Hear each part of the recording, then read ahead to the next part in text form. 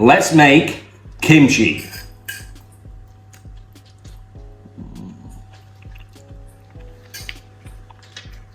Let's get started. Let's make some kimchi. Right, so what I'm going to do first is I'm just going to cut this bit off here. And these outer leaves are dirty and no good to me. So that's the outer leaves off. I'm going to save one leaf and you'll find out later why. And then all I'm going to do is I'm going to chop down this into bits.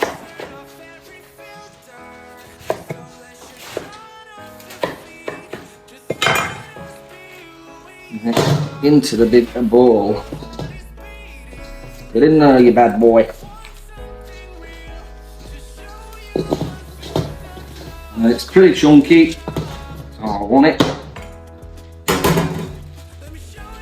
So that's that. And then the next thing we're going to do is salt it. We're going to add our salt. And I've got 1/4 of a cup of salt. So just toss that in, splitting all this cabbage up so the salt can get into all of it.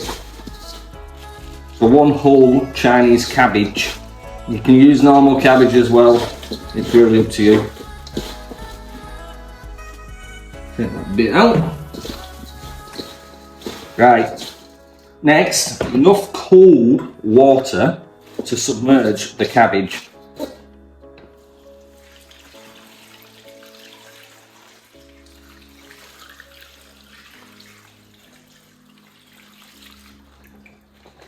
So that is enough by the time we get the plates on. So I'm using 2 just dinner plates to basically use as weights over the top.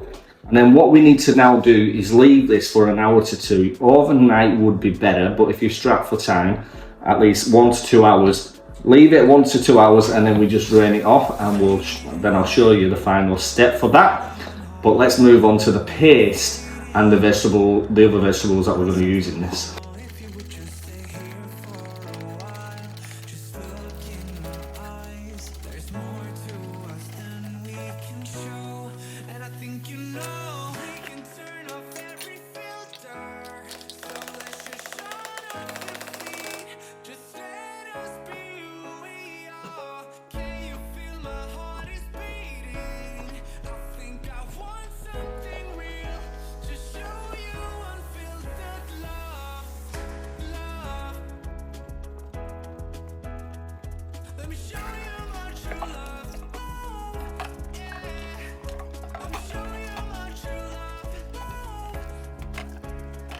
Right guys, after 2 hours of leaving this, we are ready to go. So we've got our grated and sliced vegetables.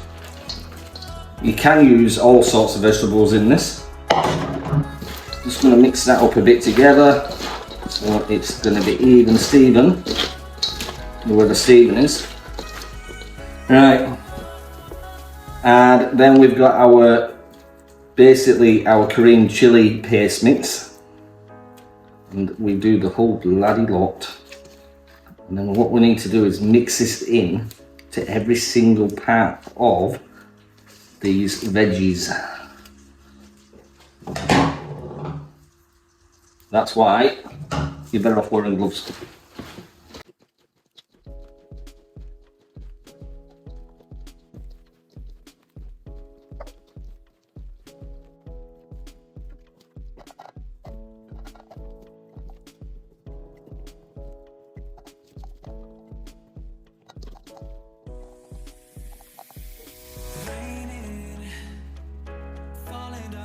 Right, so our kimchi is now in the jar that has been sterilised and we patted it down. So we reserved the brine, which is what we brined the cabbage in with the salt earlier. So grab yourself a jug because it's going to be a bit easier. And then simply pour this in. But we need to leave enough headroom because it's going to ferment and it will overflow. But we have a plan. I think we just want to get the brine just slightly over the vegetables. So, just like so.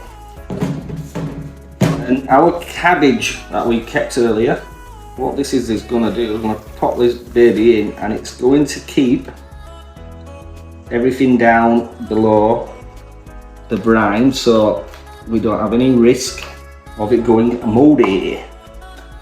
So then we're going to pop the lid on, but we're not going to fully tighten this lid, and the reason is because it's going to overflow, so we're going to stick it into a bowl. Here's a bowl, hopefully it's bloody big enough. So for 3 days we're going to leave this just on the kitchen side for 3 days, and then after the 3 days we're going to keep checking this bowl because it will fill. Hopefully we're not going to get too much overflow because we want to keep that inside because that's where the flavour is. So once it has done, we can tighten the lid back up and then we can actually stick it in the fridge, and you want to leave it at a minimum of 2 weeks, but I'm going to be really honest with you. Personally, I would leave it for over a month, if not even longer. The longer you leave it, the better. Yeah? That is it. Share the recipe and all the rest of that shit that I always ask you to do. This is yum. My kimchi pancake recipe is coming soon, if not already, by the time I've got this video up. So that's what you can do with your kimchi. Cheers for watching. Thank you. I love you.